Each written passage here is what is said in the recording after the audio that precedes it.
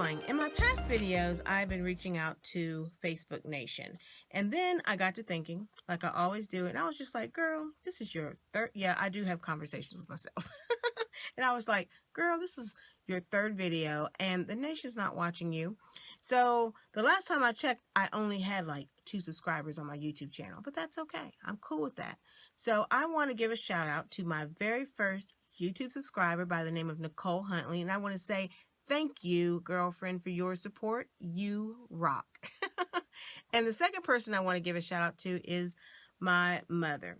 And you know why people are like always on TV and they're always saying like, hi, mom, and they don't really say, hi, dad, hi, whoever, it's always like, hi, mom.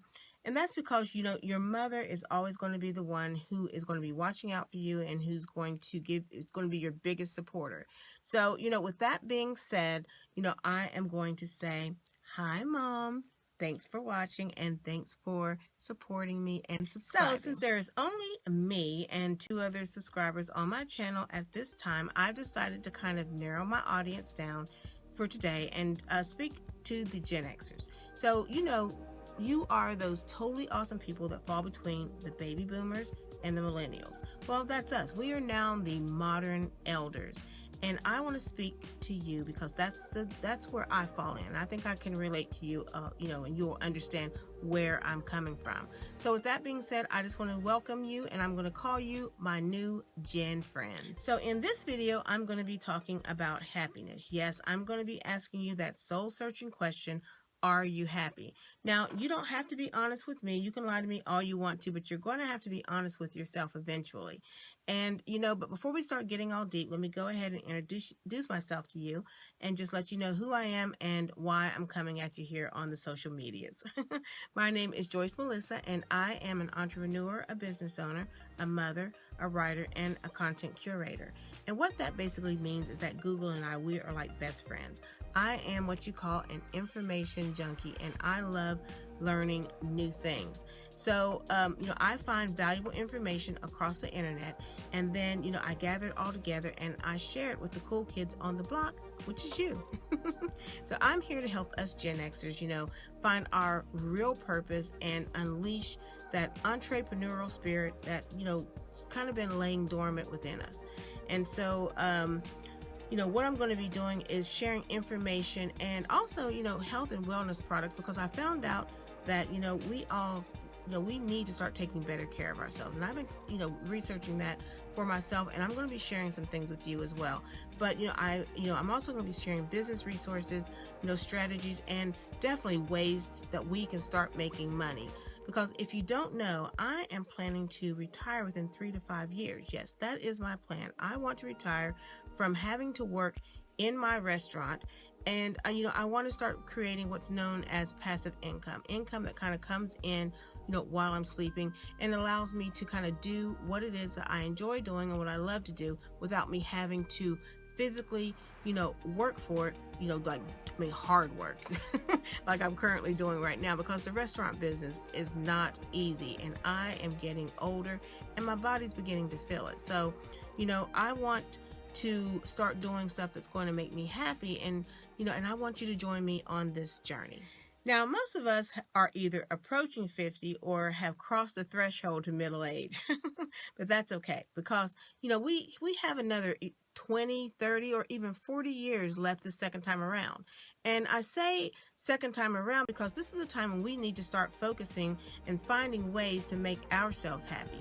I mean, we done did what we needed to do for our kids, right? Heck, their butts are grown. It's our time now. So in this video, like I mentioned earlier, I'm going to be talking about happiness and whether or not your current job is going to get you to your happy place. Now, I love my restaurant, but I already know that it's not going to get me there. So that is why I'm, searching for something that will, something that's going to bring me joy and hopefully financial freedom, because we all have to work. We all have to, make money and put a roof over our heads and put food on the table. Am I right? But sometimes we have to do things that we don't really enjoy, and we sacrifice our happiness. I mean, if your parents made you be a lawyer or a doctor, but you don't like practicing law or, sick people, then you are the one that's losing. And it doesn't matter how much money you're making. Okay, so let me just go back just a little bit. When I graduated from high school, I had my sights set on being a fashion designer, and I had gotten all the information mailed to me from the Fashion Institute of Technology in New York. And in my mind, I was New York bound. But little did I know, my parents, especially my dad, had other plans for me. And my dad was like, no young girl needs to be going to New York alone. What you need to do is take some computer classes. Now, I kind of understand where he was coming from now, but back then, my dreams were crushed because I really wanted to go to FIT. No, let me take that back. If I really wanted to go to FIT, then I would have found a way to convince my father to let me go, but I didn't. Instead, I ended up signing up for a computer class, just one class at the community college. Now, my first college experience, guess what, was with my mother. Yes, my mother, because it was a community college. She decided that she wanted to take the computer class also. So here we are. We done signed up for this computer class, and we're learning how to do flow charts and programming language. I think it was like MS-DOS. You all remember that MS-DOS? Yeah, it's that far back. So when it came to us writing the program, my mom's worked, but mine didn't. And for the life of me, I couldn't figure out what it was. It turned out to be some kind of like little character. Like, I don't know if it was like a period or, some kind of ampersand. I don't know what it was. It was something really, really tiny. So needless to say, my mother, she passed the class with an A, and I got either an A minus or a B. But my point that I'm trying to get to is that, I didn't put 100% effort into the class because, I didn't enjoy it, which resulted in average results and me getting, an average grade. So, when you're doing something that you really don't enjoy, you kind of lose, energy. And somewhere along the way, you also lose you. Now, my brother, on the other hand, he listened to my father and he excelled in computers and software and all that good stuff. And he's still doing it to this day. But for the next 15 to 20 years, I would find myself going to school for various career paths, such as like biomedical engineering, computer-aided design. I believe there was like paralegal studies, business management, computer technology. There was a lot of them. But, for each curriculum that I chose, I also found myself quitting halfway through with like no degree. And believe me, I went to school so much and for so long, I should have came out with some kind of doctorate or something, really.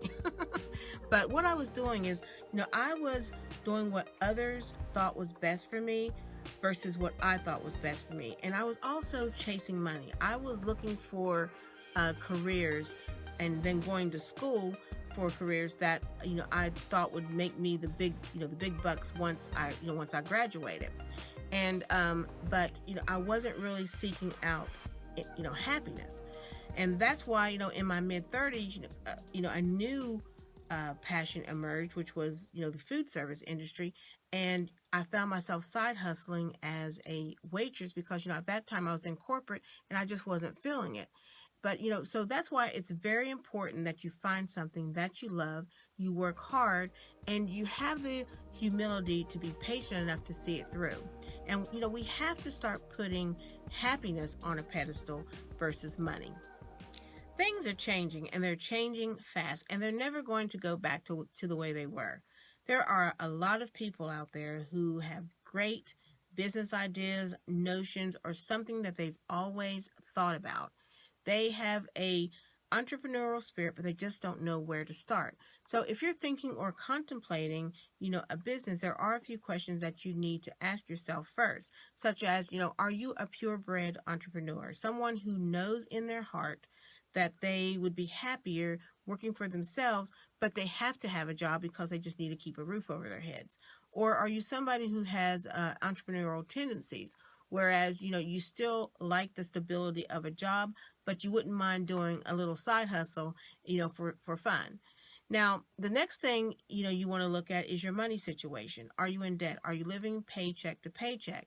Do you know just how much money that you're spending on your lifestyle, and are you able to live on less if you were to start a business and wait for it to grow?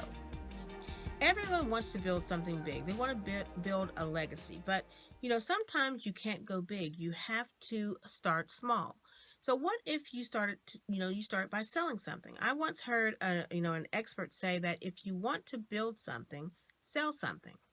And then next you want to think about how you spend your time. And, be honest with yourself, because a lot of people come home from a bad day at work, and versus putting time into a business, they'll sit back on the couch and watch Netflix for about 5 hours because they're trying to escape their unhappiness. To build something, you've got to put in the work. You've got to be patient, but the number one thing is self-awareness. So take a step back and think about where you are right now. And then after that, take a moment to really think about what is your favorite thing to do. When I first started my entrepreneurial journey, it was a time when I loved to bake. And I took my grandmother's dinner roll recipe, one that had been passed down from generation to generation, and I started making some cinnamon rolls, homemade cinnamon rolls. And, I would sell them at my office. And so later, I think I added some cookies and some other stuff to it. But once or twice a week, I would come to the office with my little basket, and I would sit it on the corner of my desk, and I would open up shop. Now that was the beginning of Mary Kate's Kitchen, my my very first business that I named after my grandmother. Now this was I'm sure it was probably against company policy, but knowing me, I probably skimmed over that part, the employee manual when I got hired. But since my supervisor didn't say anything, I went ahead and got my side hustle on, and that was when my entrepreneurial spirit came alive. I'm sure there's someone out there right now who knows how to make a wonderfully delicious chocolate cake. I love cake, by the way. So let's say you are the best at making this cake, and you also want to make some money on the side. Well, what a lot of people don't understand is that they only need a small collective of friends in order to get started. So let's say you have 39 people on Instagram, 110 on Facebook, and you put out a post that says, hey, I am selling my homemade delicious chocolate cake that you all know about. It's $20. Please reply or DM me if you would like to get one. And you post this on Instagram or Facebook, and like 99% of us, our following is made up of either family, friends, or neighbors who already know the reputation of this wonderfully delicious chocolate cake. So let's say that 3 people reply, and maybe one of those people are somebody, let's say, in your neighborhood, or it's a neighbor, and they tried your chocolate cake at a cookout that you invited them to, and they want to now share it with their family. They have $20 to spare, and they want to give it to you, so they reply to your post. Well, guess what? You have just started the process of actually building a business that you can actually build. And most importantly, you are doing what it is that you love to do, and that is to make chocolate cakes. Ta-da! Welcome to the entrepreneurial world. Now, all of a sudden, 42 people want this cake. Now, you have to take a step back, and you're like, wait, but I have a job. I got to babysit my grandkids. Oh my gosh, I'm freaking busy. But I love making my chocolate cakes. So what does this mean? Well, when you get home around 9:15 at night after you have grinded all day and you've taken care of all of your responsibilities, you are going to go into your kitchen and you're going to start making some daggone chocolate cakes. Am I right? I mean, it's important for you all to hear this because, you have no idea what you're sitting on. Your talents and your gifts are gold mines. And you don't have to think about starting a business as like being some big, monstrous corporation. We have to start small. And when you're sitting on wonderful gifts and talents like the ability to sew, cook, fix things, or cut hair, I mean, the list of there's a ginormous list of talents and incredible skills that people have, but you have to take action, and you have to start somewhere, and you have to start small. And most importantly, you have to love what you're doing, especially if you are currently going to a job that you hate, because life is just too short. We all need to wake up every day and be excited to wake up. That is why I am redirecting my life's journey towards being happy. when, we think that we're running out of time, we tend to stress and procrastinate. And that is why it's best for us to, remove time from the equation and just start taking action. I mean, there doesn't need to be any regrets, only actions towards achieving what it is that we love to do. Now, there is one source out there that can help you get started, that can help you get your business started. And that one source is, wait for it, Google. Google. That is why Google and I have such a wonderful personal relationship because I am an information junkie, and Google is so simple. All you have to do is just type in what it is that you want to know, and bam, there it is. Pages and pages of information. And, it's 2020, and the amount of information that we have readily available for us, I mean, it is really freaking crazy. And, it's just that we have to find the best way for that we learn, and we seek out that information, whether it be reading articles, books, video, podcasts, whatever. This is all about self-awareness, happiness, and work ethic. So now I'm going to ask you some questions. Are you happy? Are you ready to quit your job? So, if, depending on how you answered these questions, the best time to start planning your escape is right now. Right now, while you are still working and you still have a job.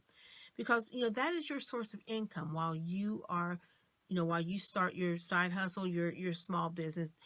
Having your current job will keep food on the table and a roof over your head until you are able to grow your business. So we have to start small, take it slow until we grow.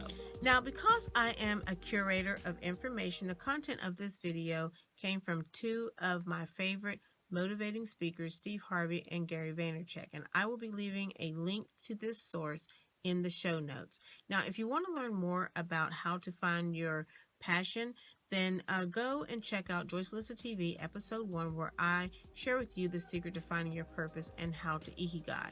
Now, I will be providing you with a free resource that you can download, and I will, that will get you started on your journey, and that will be in the show notes as well.